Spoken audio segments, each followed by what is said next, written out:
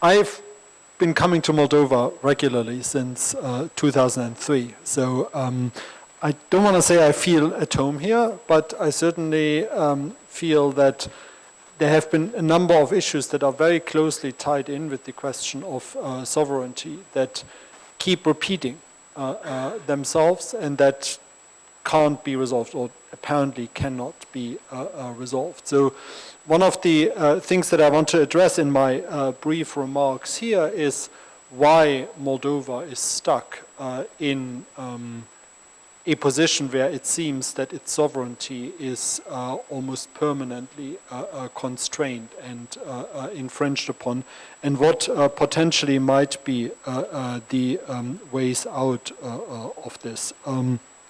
So I think the starting point for that would be to think about the fact how a small state like Moldova fits into the overall international system. And here I think there has always been historically a recognition of the fact that small states are very much constrained in the way in which they can exercise their sovereign choices to the extent that they have. But what also has been historically the case is the fact that whilst great powers might have had this constraining effect on small state sovereignty, they have nonetheless, by and large, always respected their territorial integrity. Now, obviously there have been exceptions to this, but if we look generally in the period after the Second World War, and also I would say sort of the first decade or so after the Cold War, there has generally always been at least a rhetorical support for the principle of territorial integrity. Now obviously if you're looking at a case like Moldova, and there was already a question about this in relation to the previous presentation. A case like Transnistria doesn't really seem to be evidence of how great powers respect territorial integrity. But here I think it's also important to bear in mind that by rhetorically committing to this principle of territorial integrity, you can exercise even more constraints on sovereignty. So in my interpretation of a lot of the dynamics around Transnistria, but also other so-called de facto states in the former Soviet Union, the post-Soviet space, this area here, I think what you will also find is that the rhetorical commitment to territorial integrity in the case of having these de facto states has provided great powers like Russia in particular with further ability to constrain sovereign choices of small states. And this was pretty much the pattern until 2006, 2007. And in 2007 we had a major rupture in this context. First, we had the recognition of the independence of Kosovo, predominantly by Western powers, and that was in February 2007. And 6 months later, you have the recognition of the two de facto states in Georgia, Abkhazia, and South Ossetia by Russia.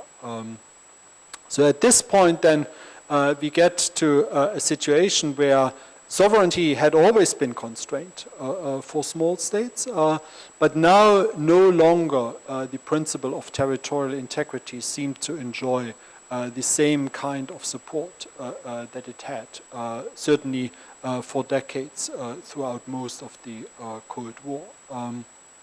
Then fast forward to 2014, you have the illegal annexation of Crimea by Russia, a very lackluster Western response to that.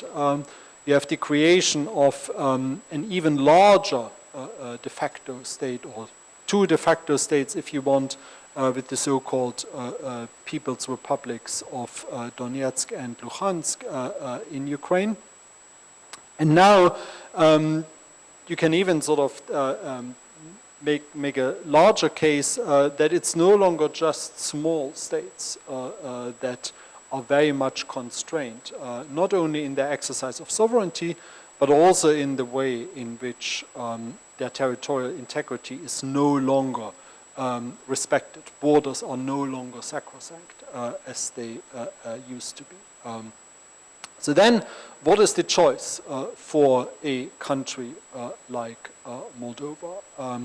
And here I think we have to really think about this not only in terms of where a small state fits into the international system, but also how institutionally strong and stable a small state is domestically. And I think this is a very important issue in particular as I sort of look at politics in Moldova.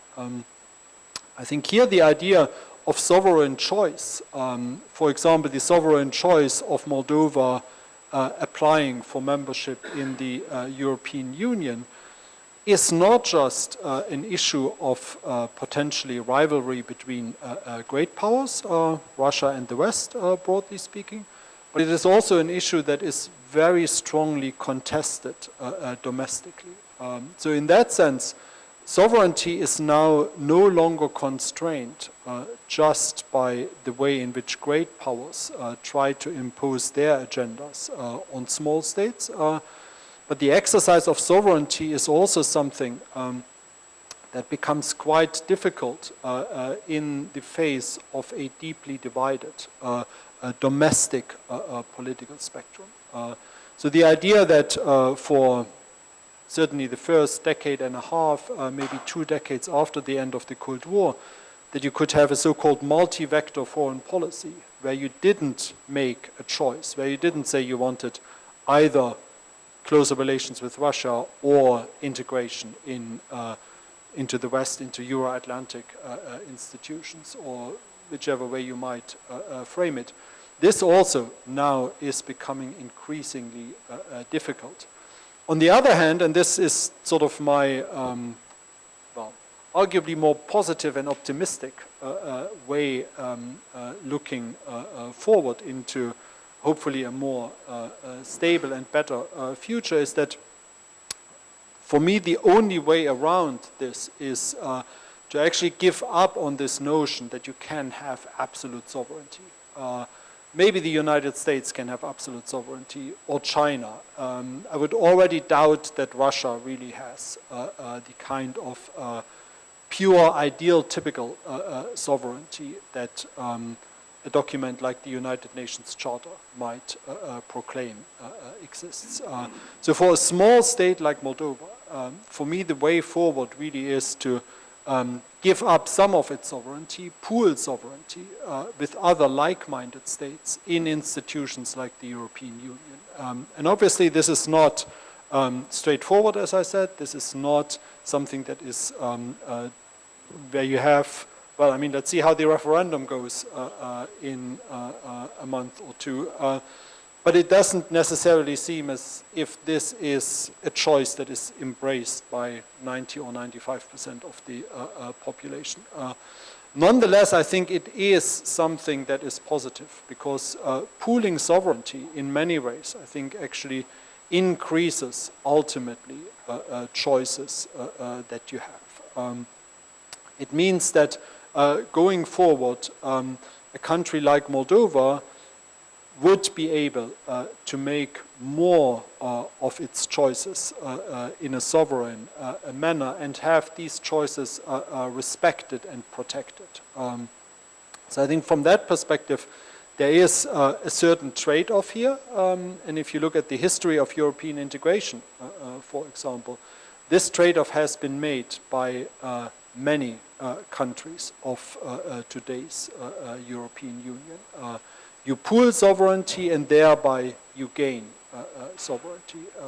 You gain economic sovereignty, you gain to some degree political sovereignty, you become a bigger player diplomatically as well. The difficulty for a country like Moldova, therefore, is not, from my perspective, how you negotiate your new sovereignty arrangements internationally, so in the process of accession to the European Union, but how you make this choice domestically sustainable as well. And I think this is, in my view, a much larger challenge where Moldova, as I see it at the moment, really will find itself as at a crossroads.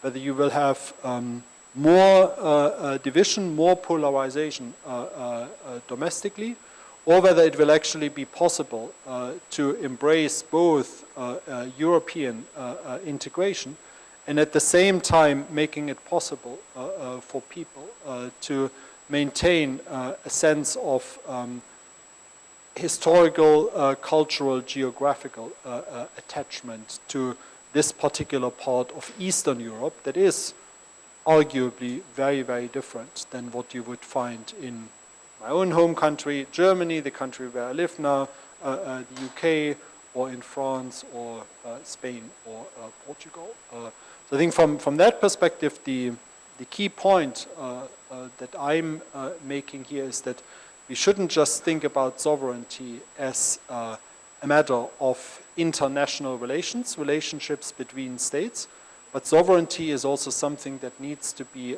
founded on a strong domestic political consensus and strong domestic political institutions. Thank you. Thank you very much, Professor Stefan Wollf. Do we have some questions? Пожалуйста.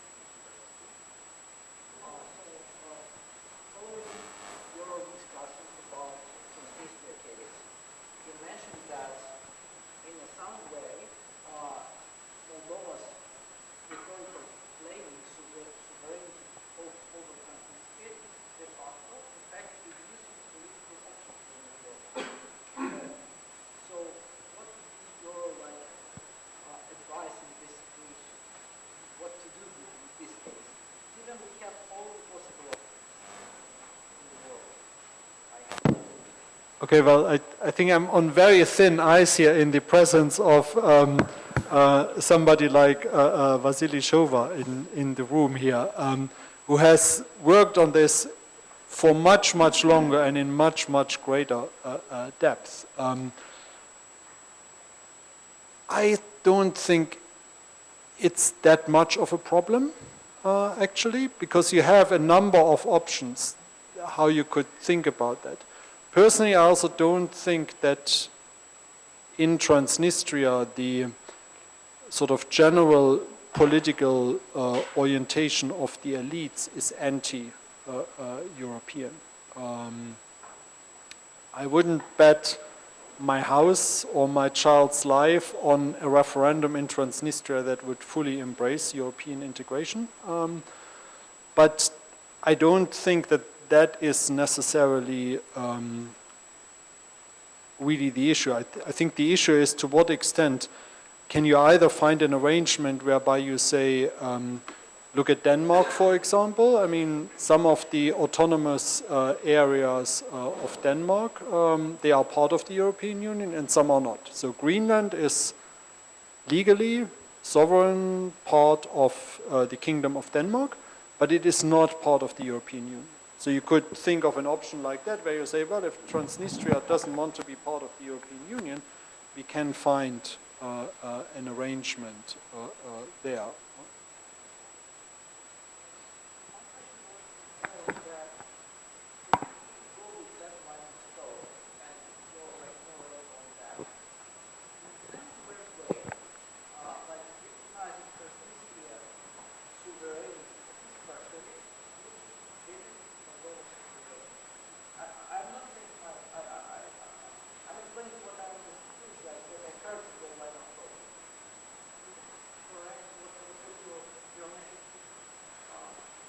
No, I mean, yes.